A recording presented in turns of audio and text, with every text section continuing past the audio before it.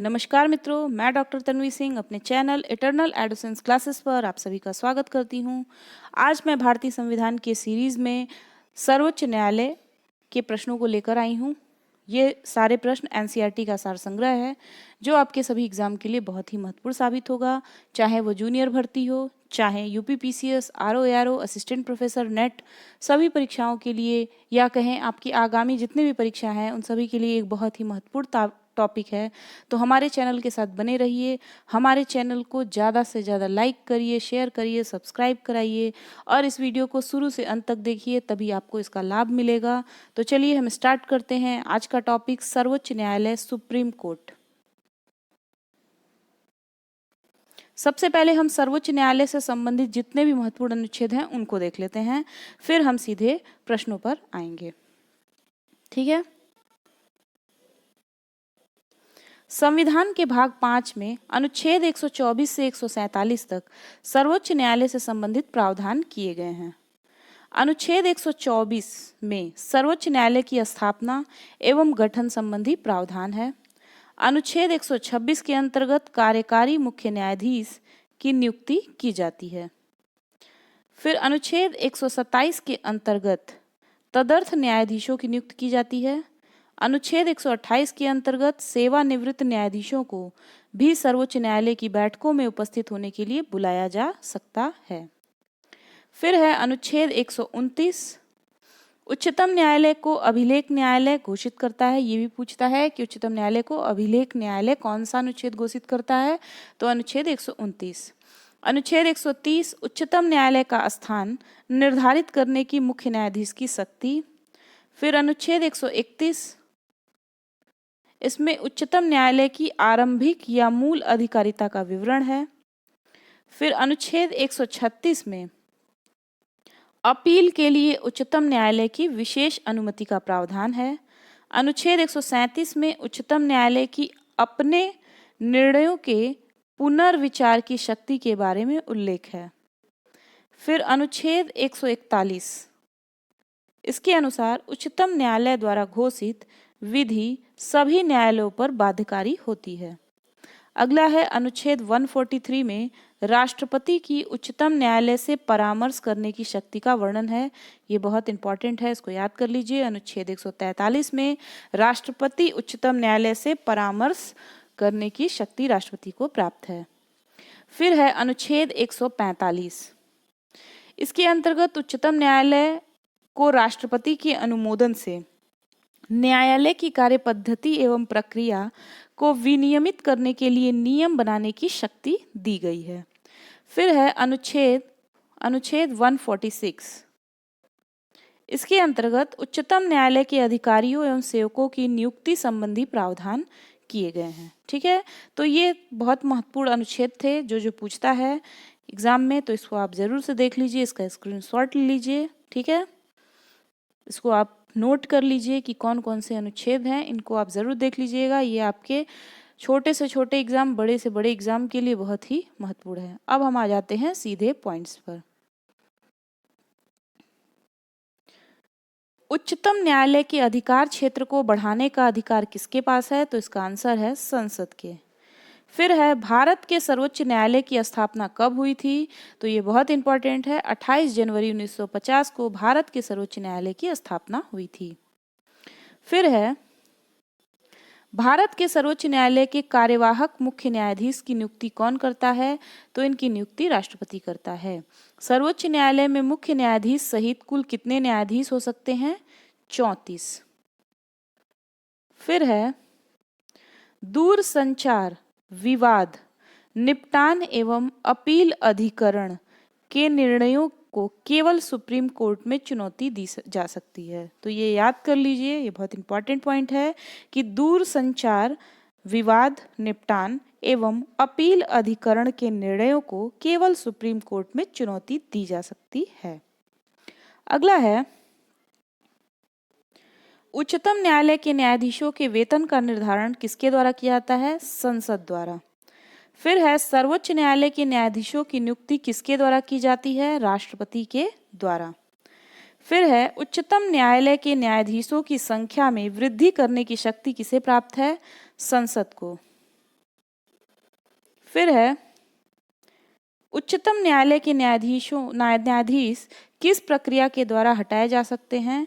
तो ये राष्ट्रपति के द्वारा संसद की अनुशंसा पर हटाए जा सकते हैं। तो उच्चतम न्यायालय के न्यायाधीश किस प्रक्रिया द्वारा हटाए जा सकते हैं? राष्ट्रपति के द्वारा संसद की अनुशंसा पर। ये पॉइंट देख लीजिए, बहुत इंपॉर्टेंट है।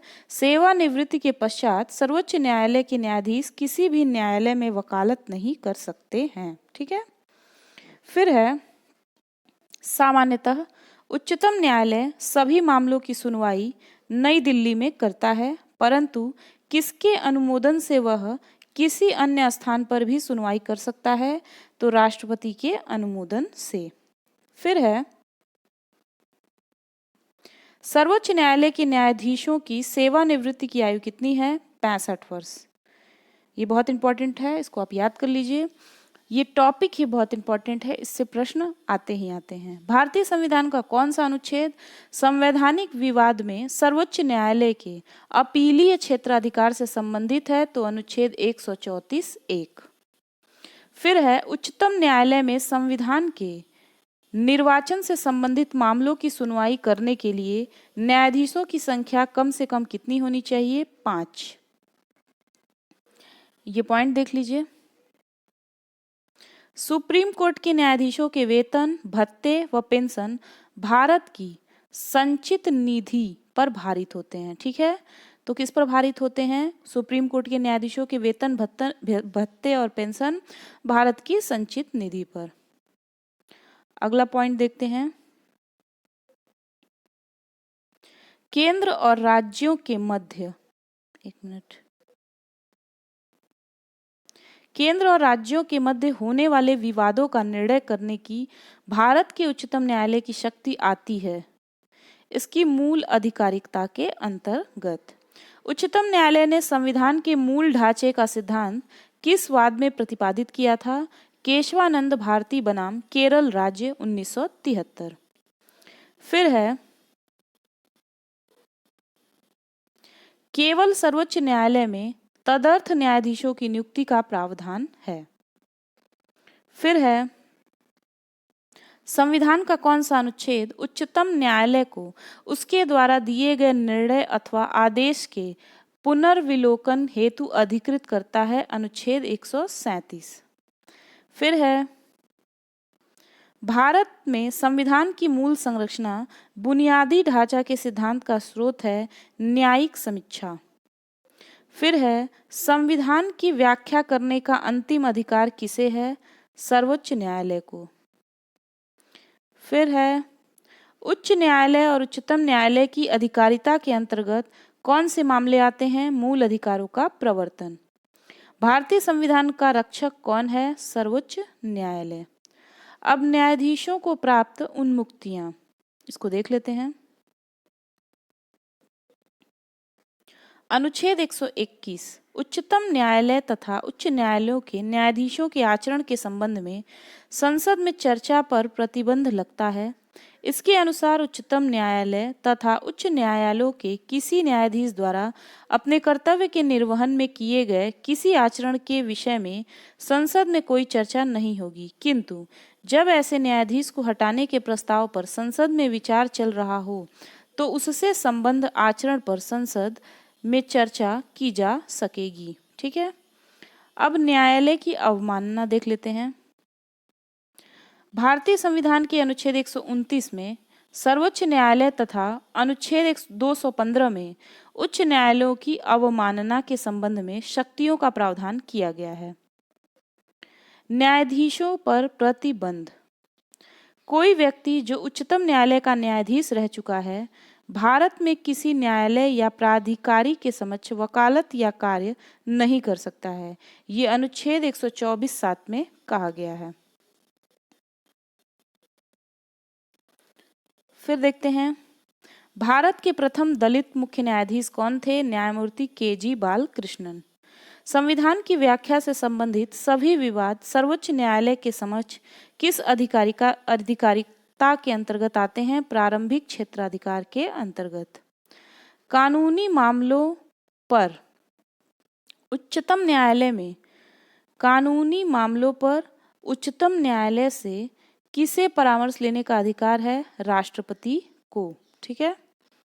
फिर है मूल अधिकार व्यक्ति को जैसा उसे सबसे अच्छा लगे उस तरह अपनी जिंदगी की रूपरेखा तैयार करने के लिए सक्षम बनाते हैं। यह धारणा गोलकनाथ बनाम स्टेट ऑफ पंजाब में उच्चतम न्यायालय ने व्यक्त की थी। ये बहुत इंपॉर्टेंट पॉइंट है कि मूल अधिकार व्यक्ति को जैसा उसे सबसे अच्छा लगे उस तरह अपनी जिंदगी की रूपरेखा तैयार करने के लिए सक्षम बनाते हैं।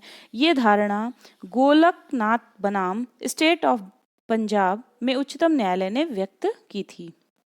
फिर है भारतीय संविधान के किस अनुच्छेद के अंतर्गत सर्वोच्च न्यायालय भारतीय नागरिकों के मौलिक अधिकारों की सुरक्षा करता है? अनुच्छेद 32 में।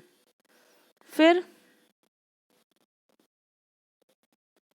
सर्वोच्च न्यायालय के अपीलीय क्षेत्र अधिकार को 4 भागों में बांटा जा सकता है। इसको हम देख लेते हैं चारों भागों को। पहला है संवैधानिक विषयों से जुड़ी अपीलें, अनुच्छेद 132। सिविल विषयों से जुड़ी अपीलें, अनुच्छेद 133। आपराधिक विषयों से जुड़ी अपीलें, अनुच्छेद 134 और विशेष अनुमति से की जाने वाली अपीलें, अनुच्छेद 136। सर्वोच्च न्यायालय के न्यायाधीश नियुक्त होने के लिए किसी व्यक्ति को कम से कम कितने वर्ष तक उच्च न्यायालय में वकालत करनी चाहिए? 10 वर्ष तक। फिर है न्यायिक पुनरावलोकन का अर्थ यह है कि सर्वोच्च न्यायालय राज्य के ऐसे कानून जो संविधान के विपरीत हो उसे असंवैधानिक घोषित कर सकता है। तो न्यायिक पुनरावलोकन क्या होता है? इसमें सर्वोच्च न्यायालय राज्य के ऐसे कानून जो संविधान के विपरीत होते हैं उसे असंवैधानिक घोषित कर सकता है। भारत के न्यायालयों में से किसे अभिलेख न्यायालय माना जाता है? उच्च न्यायालयों एवं उच्चतम न्यायालयों को। लोकहितवाद PIL की संकल्पना का उद्गम किस देश से हुआ था? संयुक्त राज्य अमेरिका। ठीक है। भारत का सर्वोच्च न्यायालय एक अभिलेख न्यायालय है। इसके सभी निर्णयों का साक्ष्यात्मक मूल्य होता है और इस पर किसी भी न्यायालय में प्रश्न चिन्ह नहीं लगाया जा सकता। ये एक बहुत इंपॉर्टेंट पॉइंट है, इसको आप जरूर से याद कर लीजिए। ये पॉइंट देख लेते हैं। मूल अधिकारों के उल्लंघन के विरुद्ध उच्चतम न्यायालय में अनुच्छेद 32 तथा उच्च न्यायालय में अनुच्छेद 226 के तहत रिट जारी की जाती है। ठीक है। तो अगर मूल अधिकारों का उल्लंघन हो रहा है तो उसके विरुद्ध उच्चतम न्यायालय में अनुच्छेद 32 और उच्च न्यायालय में 226 के तहत रिट जारी की जा सकती है। ठीक है। तो ये था हमारा सर्वोच्च न्यायालय से जितने भी प्रश्न बन सकते थे और आपका एक कॉन्सेप्ट क्लियर हो गया होगा, आपको एक सार मिल गया होगा। सर्वोच्च न्यायालय का एक निचोड़, इसका पूरा डायग्राम आपके दिमाग में बन गया होगा और प्रश्न इसके बाहर जाएंगे ही नहीं। तो आप कम समय में अच्छी तैयारी कर सकते हैं, आपको बहुत डिटेल में जाने की ज़रूरत नहीं है। तो चलिए मिलते हैं अगले वीडियो में अगले टॉपिक के साथ। तब तक के लिए नमस्कार, धन्यवाद।